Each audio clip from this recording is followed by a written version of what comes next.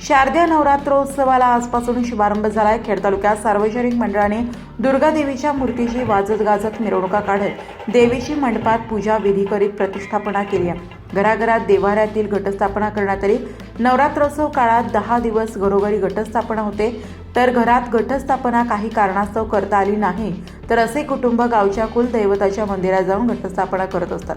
तर दसरा सणाला नाचवण्यात येणाऱ्या मानाच्या देऊळ काट्यांची घटस्थापनेला उभारणी होते। वरुण राजाच्या आगमनात दुर्गादेवी मातेचे ढोल ताशांच्या निनादात मोठा जल्लोषात रात्री 10 नंतर प्रतिष्ठापना करण्यात आली। दरवर्षीप्रमाणे याही वर्षी घटस्थापनेला राजगुरुनगर येथील श्री सिद्धेश्वर मंदिरापुढे देऊळकाठीची स्थापना करण्यात आली। मोईतील ग्रामदैवत श्री भैरवनाथ महाराज मंदिरात प्रथा परंपरेनुसार पूजा करून घटस्थापना करण्यात आली।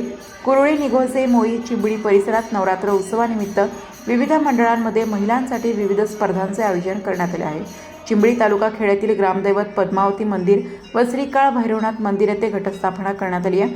माहूरगडाची रेणुका मातेचे हुबेहूब शिळा असलेली खेड तालुक्यातील एकमेव मूर्ती रासे गावात डोंगरावर विराजमान आहे। रेणुका देवीची जागर आज घटस्थापनेपासून चालू होत आहे।